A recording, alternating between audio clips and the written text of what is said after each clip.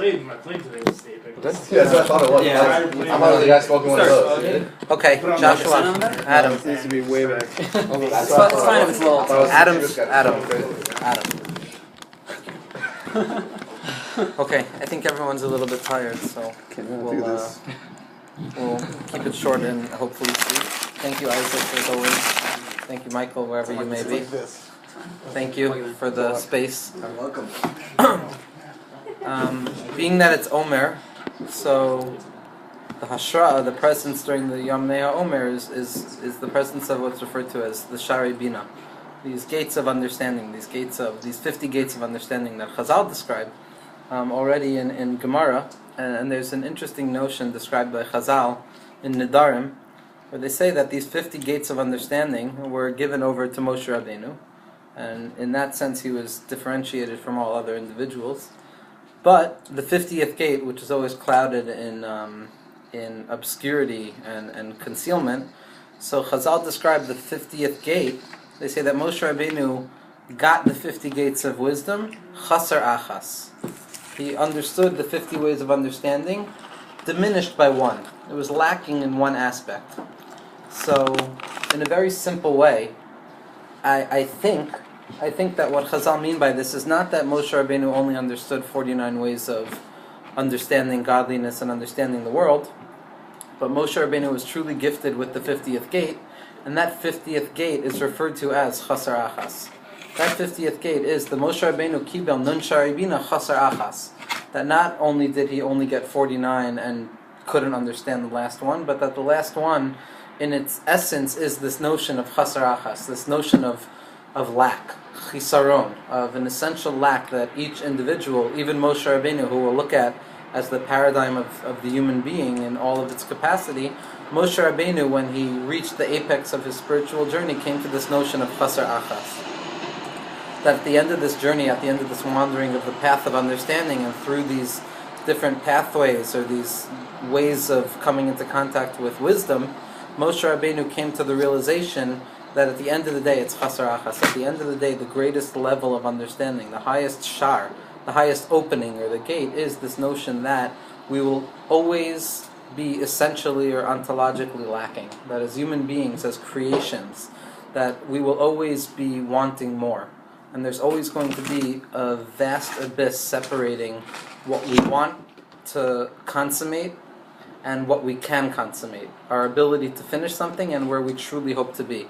And Moshe Rabbeinu was gifted with that recognition that the 50th gate of understanding is the fact that the human being is perpetually in a state of chisaron. A human being is perpetually in a state of lack. And this understanding, there's really two ways. There's two Shnei Minei Hasaga. There are two ways of existing with things in the world, with the phenomenon in the world.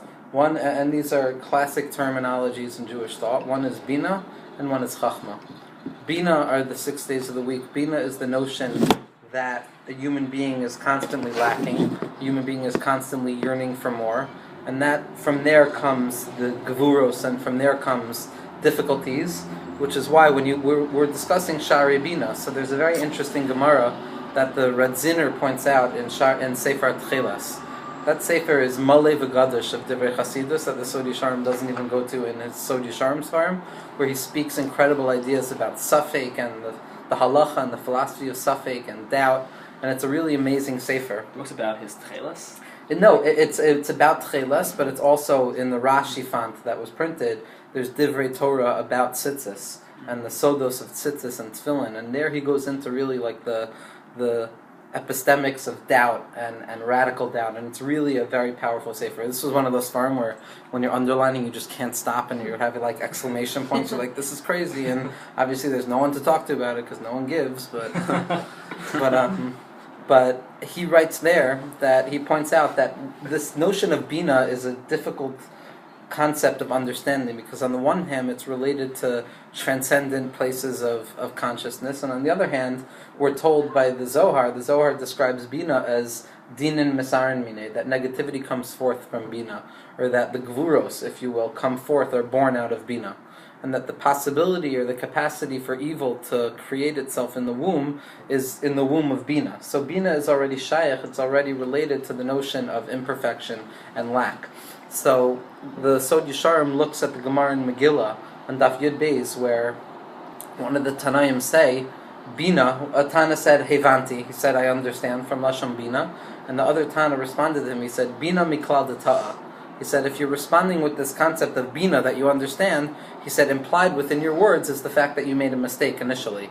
So the Sod Yesharim says that within this notion of Bina, within this notion of understanding, is inherent the ability to mistake and misperceive, and the ability to fall and to falter. And that's what Reb Tzadok describes Bina as that Ein Adam Omer al Divrei Torah ela im kein nichshal behem. That human being cannot truly come to true understanding of wisdom or true understanding of what they're trying to accomplish within themselves without the concept of a michshol, of falling and faltering. And if anything comes out of the Chabura, it's that this is not the notion of Yerida L'tzarech Aliyah. This is not the fact that people may have to go down into murky places of doubt and chisaron within themselves in order to come out of their newly rejuvenated and with a greater enthusiasm to connect to Hashem again. But what I'm trying to point out is that inherent within the ontological status of the suffering and the chisaron and the lack and what it means to be a human being is within there is what we need to be doing as human beings at certain times. That's what the Moach of Bina is. When Chazal speak of the Moach of Bina consciousness, it doesn't mean that a person is constantly awaiting fullness or constantly awaiting a time where things are much better, but it's the ability to sit in that experience of lack and in that experience of recognizing that we will always be lacking. That's where a person comes to this concept of the Sha'arei Bina, which the highest level is that notion of Chasar Achas. Because human beings are created as Balei Chisaron. And Rav Tzadok and the Sod Yesharim, this is a Torah specifically by the Beis Medrash of Ishbitz, where the notion of Chasronos and that the Yerida of a Tzaddik or the Yerida of a Neshama from the supernal world of clarity into the world of Sveikos. I mean, the Sod Yesharim referred to the Eitz Hadas Tavra as Ilana Desveika. It's not in Chazal, there's remez to it in Kunei Zohar, but nobody ever says Ilana Desveika. What? What's referred to as Ilana? The Eitz Hadas is Ilana Desveika. That the entrance into the world of post-Chet is the entrance into this notion of doubt. And doubt means that a person is utterly lacking in the ability to be machriya. That inherent within our minds, inherent within our emotions, inherent within our mode of being, there's always going to be a lack. And the way a person, and by Ishbitz, this didn't become something this wasn't nihilistic, it wasn't depressing, but rather it was the seat in which Avodas Hashem was born. The Beis Yaakov quotes in Os Nun Beis in Parshas Bereshis why a shikr is asur lehispalel. Chazal, and I said this in a chabura before, I think, that a drunken person is not allowed to daven because when you're drunk, kol ha'olam nira kameshor, that the entire world looks like a straightened plane and everything looks okay. And he goes on to say that the entire edifice of prayer, the entire notion of prayer is predicated on the fact that the human being is coming into the deep existential recognition that we are utterly lacking and that the only fullness and only content that we could ever find in our lives, whatever detail that may be, all content is klali, and the pratim are either panasa, health, education. At the end of the day, every question goes to the same place as the need for fullness, the need to be full, that chisaron to be filled, or those holes to be filled. Jean-Paul Sartre writes in the back of Being and Nothingness, he speaks about holes in a very poignant way. It's a little perverted, but it's really cool for this point. He says that the infant, and it's also a perversion of psychoanalytic thought, but he says that the infant, when a person is born into the world, the first thing that we're trying to do is to fill different orifices in our lives. So a baby is playing with their nostrils, playing with their holes, in their ears, trying to fill the mouth with food, because they're always trying to reconnect to that initial fullness, that primordial presence of fullness that they experienced in the womb. And then when you enter into this world of chisaron, of lack, so the rest of our lives are an attempt to refill those holes. So that's a deeply psychoanalytic concept, and that's also, I believe wholeheartedly, that that's the fundamental aspect of what Judaism is as a whole. I mean, the first mitzvah in the Torah is pri uravu u'melua sa'aretz, of filling the world. There's a notion that in order to create the world, there had to be a void, or a lack, or a halal, or a tzimtzum, whatever you want to call it, but there had to be, and the Ramchal refers in Klach to the notion of tzimtzum as HaKadosh Baruch Hu allowing this notion of chisaron to come into the world, of allowing lack to enter into the world, of void. I think, I don't fully recall, I think Aviva Gottlieb says that, continuing that thought, is that mitzvah of Puravu Malu is, even though the world was created with a lack of it, it's an inherent contradiction because it can never actually fill. It's doing something that can never actually reach its apex. So that's why I'm going to come on to the Levinasian notion of desire, because Levinas came onto this in his wisdom. I'm sure she was quoted. Yeah, probably, but he makes a sharp distinction between desire and between need or / hunger. Hunger can be filled, hunger can be satiated, and hunger is by definition violent, because when I take this piece of meat into myself, what I'm doing is I'm taking something other than me and subjecting it to the sameness of my body. I'm taking something and I'm chewing it and destroying it and making it part of me. And that's why food always takes on this notion of violence, and you eat like an animal, because the animalistic desire is for fullness and to fill the void of lack. But what human beings experience, and I think specifically to our experience as a chabura, is that desire is unending and it's unsatiable. Derrida says all eating is right. Eating is essentially is the notion desire. of filling the void. That's what psychoanalysis as a whole. Psychoanalysis will point to sex, will point to eating, will point to familial relationships, will point to our relationships with our mother, our father. Something is always absent. Which is why Zizek, the man is a Bolvan, but he quotes, the notion that he quotes from Lacan is that, and this becomes very real in Das, in the ability to connect to other people. And when Lacan made a gross statement where he said there is no relationship, there is no real relationship in the world, there is no utter, essentially symmetrical relationship which would promise to fill all of the holes and all the void that each party is seeking to have filled. It's an impossibility, because even at the moment of consummation of any relationship, there's always otherness involved. There's always other ideas or mirages, or the triad of the imaginary, the symbolic, the real. We're always stuck in so many confusions of what we're trying to fill. But that's more a shir on Mayim Dechurin, or what it is that we do when we fill. That's not the shir now. That's where imagination comes in. That's where fantasy comes in. Here we're talking from the level of Neukuvin, of man. There's something referred to as ha'alas man, the elevation or this notion of awakening the feminine waters. And feminine here doesn't mean it probably did, but hopefully it doesn't anymore. A recapitulation of a what's the word? A patriarchal or a parochial notion of the masculine versus the feminine, but rather the feminine aspect of everybody is the feminine aspect that's lacking. And this notion of Mayim Neukuvin, of feminine waters, is always, even in Kabbalah, even in the most detailed systems of Kabbalah, we're told that in order to be mamshech mochen, in order for a person to bring down to themselves enlightened consciousness, which will enable them to be mevar nitzotos, which will literally procure the process of Ma'aseh Bereshis, why we were created, it's only predicated prior to that based on Mayim Neukuvin being elevated. And Mayim Neukuvin is translated, if you look in the Rashash, you look in the Gra, it is the recognition of lack. That when the mensch recognizes that they're lacking gar, that they're lacking chachma, bina, and das, that's the recognition of chisaron, of inherent lack. And through that recognition of lack, we don't have to do anything, but that recognition of lack in and of itself brings us up to those places where we need to bring down fullness again.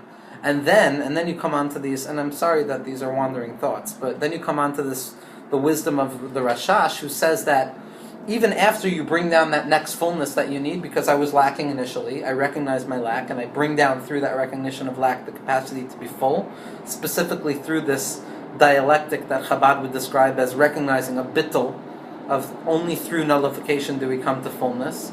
And then the Rashash says, through this notion of relativity, something called klal ha'erchin, that even when I'm full, and even when I bring down chachma, bin, and das, I'm only full according to the level that I'm at that moment. But according to the next level that I have the capacity to elevate myself to, I'm nechshav again as chaser.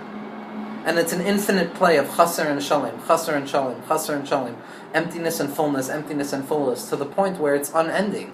Because at the end of the day, if we believe in any God, it's going to be a God that's completely removed from the capacity of human grasp, which is what Chazal say in Kedushasi Lamala Mekdushasechem, at the end of the day, the holiness or the transcendence of godliness is always going to be hyper removed from the capacity of the human beings, of the creation, to reach it. So we live predicated on this notion of lack. And this is, and you look and you see this concept everywhere. The Maharal in the beginning of Nesiv HaAvoda goes through all the Rishonim and the reasons for davening, and he says none of these really make sense. And he says the only person who possibly makes sense is the Baal HaIkarim, Rav Yosef Albo. And what does the Maharal say there? The Maharal says that the reason for tefillah is only for the purpose of the alul, or the creator, the creation, recognizing that it's a creation and not the creator. Meaning that we stand in tefillah, in yearning, in prayer, in song, in tears, in silence, or whatever form that tefillah takes on. All it is to create for us this place where we come into contact with the fact that we're balei chisaron, that we lack, that we're lacking individuals. And that recognition of lack is what elevates us to bring down a further fullness, and then we enter into that game again. And we play this never-ending game of desire, or like you're saying, that even through the attempt to fill, we recognize at that moment of filling, at the Nun Shari Bina. This is the highest level of it. It's not nihilistic, because it's at the end of all the travels and the attempts to fill, we come to the notion that, we're empty and we have to go again. And So lack means like not fusing with the object as is. I mean, if you want to look at it in religious... Dveikus is the opposite. Yeah, if you want to look at it in, according to Idel, not according to Sholem, but if you want to look at it in Judaism or spirituality, it would be cleaving with your creator. If you want to look at it on basic day-to-day terms of psychoanalysis, it's object relations. That every relationship we encounter in our lives is just purely a recapitulation of the attempt to refuse ourselves with the initial object of desire, which was the mother, because the first moment that we experienced in our life was a radical cutoff from the root of ourselves, and we're constantly thrown into exile from our root source, and we're constantly trying to return back. If you look at the Torah, it begins with that Adam HaRishon is Megarish from Gan Eden, he's kicked out, and we're always attempting to come back. And what's blocking us from coming back? It's the Lahat HaCherev HaMisapeches. Lahat HaCherev HaMisapeches is this dialectic of positivity and negativity, the doubts that are sholei by the Eitz Hadas, the capacity of fullness and emptiness. This is what Rav Abram Abulafia explained also when he says that in order to come into full contact with the name of Hashem, which represented for him the spiritual ideal or the human ideal, a person had to be kolel, the chatzi and the shalem together. He said there's the chatzi of the name and there's the shalem of the name. And in order to come into full totality, a person can't just focus on the shalem, but could only focus on the chatzi and the shalem. And when you're kolel from chatzi and shalem together, then a person could truly exist. And then it comes down. You look at Rabbeinu Azriel, then you have this notion of koyach hagvul b'bilti gvul, the aspect of tzimtzum within Hashem. This is everything Rav Yitzchak talks about. This is everything Rav Kook talks about. This is everything that Jewish thought, and this is something that I've been thinking about a lot. I've been talking to Jacob about this. This is what I want to write on, because this notion of chisaron, of lack, has been ignored, but it's such a fundamental aspect of Judaism proper. You don't have to look at Derrida, Levinas, the postmodern philosophers who live. Postmodernity was born out of this notion of lack. Derrida's first deconstruction of the hierarchies of order was that who says presence is better than absence? He said, who says? Why do we operate in that notion that presence or things that are here are more significant than things that are not there? Fullness is better than emptiness. When you're a post-structuralist and you dissolve the dialectics that were set up before them, that here's light and darkness, and then you come and you say, well, no, really, there's no dialectic there. So what you're really doing is you're moving things further away from. Once I have a dialectic, I understand what the unity might be. But if I destroy the dialectic, these thinkers, the danger of these thinkers is only when they think that they have an answer. The importance, when I always say what I always say for myself, and personally myself about these philosophers or these thinkers, is that they're kalim. There's no ore in them in the sense that they don't have the answers, but they're proper vessels for falling into this notion of this constant need to recreate, or what Wolfson would say is to unsay what was priorly said.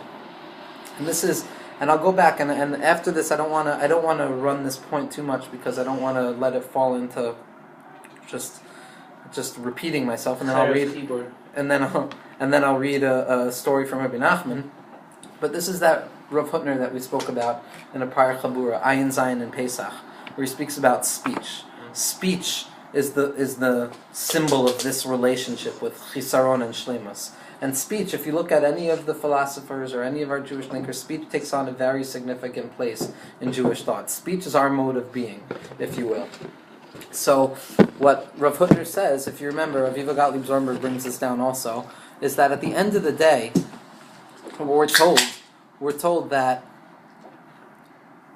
Asara Kavin Shel Siach Yardu La'olam, that there were 10 measurements of conversation that came into the world. The Isha Lakcha Tisha, and the woman and the feminine aspect of reality took 9. And again, I'm not falling into this masculine, feminine. We're talking about the feminine aspect of everybody and versus the masculine aspect of everybody, or humanity as a whole, or creation as a whole as the feminine, vis-a-vis godliness, which would be the masculine. Because there's always going to be that dialectic of receiving and giving. So Rav Hutner says, why does the woman need to take 9? And he says it's presupposed by what happened in Ma'aseh Bereshis, that because Chava sinned by speaking to Adam in the wrong way and convincing him to do something, so the klala was that Elishecha teshukasech. So Elishech teshukasech, that the curse to the woman was that your yearning will be for your husband. Your yearning will be for the masculine aspect. And Rashi on the spot says, what does this mean halachically? It means that near the consummation of any relationship, the woman, the feminine, cannot demand bepeh what she truly wants, and she could only be merames to it. She could only, really? Yeah. Good. So it's Omer, it's Bina, this is all Bina, but you could only be merames to it. Okay, that's the klala. So Rav Hutner says, what happens phenomenologically when we can't say what we truly want? We fall into this babble, this hyperbabble of speaking around the point. We say more and more and more and more because we can't say what we truly want. We're constantly seeking for that perfect direct word, which would be the consummate word that would consummate the relationship at that point. But because we can't do it, so we're forced into more and more siach of reverberating words. And he says because of that klala, so the women needed to speak more in order to get across what they wanted to say. So it's a midah connected midah, that because we can't say the direct word, the specific word, that means that therefore to get our point across we have to say much more. And Rav Hutner leaves it off there. He says Knesset Yisrael, which are the aspect of feminine, Klape HaKadosh Baruch Hu, which is the aspect of masculine, we're still not allowed to say the Shem Havaya as a klala. We still can't say the word we want to say, and therefore we're constantly saying more and more and more. And I had this kavana on Yom Kippur, I think, that when we say V'tein Pischoin Peh L'miyachalim Lach. So if you look at the art scroll, I don't know if it's right, but Pischoin Peh is nechshav as eloquence of speech. So why do you need eloquence of speech when you're speaking to your Creator? It's only L'miyachalim Lach. To those who are constantly in the state of yearning for you, because that's the notion of reality and religiosity, therefore we need eloquence of speech because we need to say more than we actually want to say. But in a place where we could actually connect and we weren't always yearning, so then we wouldn't need eloquence of speech. We could say one word and it could be a dirty word, it could be an ugly word, and it would still get the point across. But Rav Hutner ends it off there, and he leaves us. This was the first Torah I learned with Elliot Wolfson in his office, and he said this is a very depressing. He said this is a very depressing Rav Hutner. He said this is very depressing because he's clearly saying that what is said never lives up to what one wants to be saying. There's always going to be a fissure. There's always going to be yearning in our language. And that's the same aspect. It applies to language, it applies to prayer, it applies to religion, it applies to relationships, it literally applies to eating, because a person never truly tastes what they want to taste. That was the nace of the man. The nace of the man wasn't stam that I could enjoy what I want, it was that I truly tasted what I expected. And the expectations didn't exceed the reality of the situation. Which is what Rav Kook says, and the Rebbe Rashab writes in the beginning of Samech Vav, that by us, koyach is always greater than poyel. By us, the potential of something is always greater than the reality of a situation. And it's just a notion to recognize. There's no answer to it, but when a person comes into this concept of chisaron and accepting lack and self-acceptance and recognizing that we can't consummate things all the time, then a person allows themselves to experience that level of bina, which is why gvuros are nimtak in bina. Because gvuros are those missteps and those mistakes and those lacks of connectivity. And then when a person brings it up to bina and this notion that it's impossible to truly get to that place, so then they're nimtak. And again, just to end, bina is only the moach during the week. Shabbos is a whole nother story. Shabbos is the Moach of Chachma, which is connected to Mayim Dechurin, which is connected to fullness, and it's that dialectic that we live with. We're not nihilists. And that's why Rashi, when he opens up into Shabbos, he says, Ma ha'olam chaser. What was the world missing? And it was missing Menucha. So the world was missing 6 days of the week, and Menucha is the answer of Shabbos. So Bina versus Chachma, Chisaron versus Shleimus, Chatzi versus Shalem, Nukva versus Duchra, this all lines up very beautifully. It's sort of davar davar on Shabbos. Yeah, speaking and the Balatanya about why we sing on Shabbos versus speaking. Shorter than yesterday, no bakasha. What? Like, introduce a whiteboard. But I'll just read just a very beautiful story from Rabbi Nachman. It's from the Siach Shenid Fesu Achar Sipurei Maisios. So if, like we know from our teachers of Shigar and of Dreyfus, that Sipurei Maisios are what happened after Rabbi Nachman grew tired and grew old of teaching Torah. So I don't even know what the Sichos after Sipurei Maisios are. Kind of like the post. But he writes here in Aleph, he says basically it's this father who he sent his son away to like learn an umnis and to learn how to be an artist, and the son comes back and he brings him into this room of all these fancy creators, and they say, look at all our fancy creations, and the son points out, he says, ugly, ugly, ugly, ugly, ugly, sucks, this all sucks. And he walks out, and the father runs out to his son, he says, did I waste my time with you? And he said, what just happened here? So he says over here, Vahaben hitpayer. Halo ra'isam chachmasum nusi? Have you not just seen the wisdom of my trade? Vahodia lo aviv shelo nira yafa be'enei klum. He said, I really don't see anything here, kid. Heishiv lo haben. The son answered, Adarabba. Bazeh haresi gadlusi. This is how I showed you my greatness. Ki haresi lekulam chasronam. Because I showed to each of them their lacks, the point in which they were lacking. Ki bezois ha-menoyer nemtsoim ha-chasronotsam shel kol echad me'bali amnus ha-nemtsoim kan. Because in the lacks that are found in each creation of each individual are the true lacks that each individual creates. Halo tira she'etzel zeh, and then he goes on to describe, but the notion is that specifically through the lacks that each individual has, that place of hanistaros laHashem Elokechem or shagios miyavin me'nistaros nakeni, either way you want to look at it, the hidden aspects of our lives or the basic, what Freud referred to in the beginning of his career, the parapraxis of everyday life, the Freudian slips that we make, which tell us much more than what we're actually doing. And that's, again, someone's got to write on Ishbitz and Freud. Ishbitz says this the best. They say, why is a suffix more chamor than a vadai? Why does a suffix avera demand a higher korban than a vadai? It deserves a lesser korban. And he references the Meshiloach by someone who killed B'shogeg. And he says, because the suffix and the shkagos are me'id yoter al hanefesh shel hashogeg min hamezid. That the mistakes that we make tell us more about the soul of the mistaken person than the actual purposeful actions that we make. And that's a crazy. It's a Freudian slip, and he was. Yeah. But it's not. But just the Freudian avera. But it's but this whole notion, I think there's a lot to be unpacked here. It's really just Roshei Prakim to it. But sick. Shkios miyavin. Yeah, mi yavin, mi is bina, yavin is bina. It's pasha that the understanding of mistakes comes from bina, and the way to elevate mistakes come from bina, which goes back to Chazal when they say this is a very packed statement that bina miklal d'ta'ah. Joey, listen to this. So you understand because you made a mistake. Listen to this from Henry Bergson. That was great, Joe. Thank you. Joe, listen, from Henry Bergson. Yeah. The only explanation we should accept as satisfactory is one which fits tightly with its object, with no space between them, no crevice in which any other explanation might equally lovely. Right. So Henry Bergson was an idealist. One which fits the object only to which one the object lets itself. Right, but Bergson, that's the definition. No, Bergson is saying Bergson is saying no, but Bergson is speaking still from an idealistic perspective, so where that was possible. Well, Bergson still felt it was possible. Even the father of phenomenology, even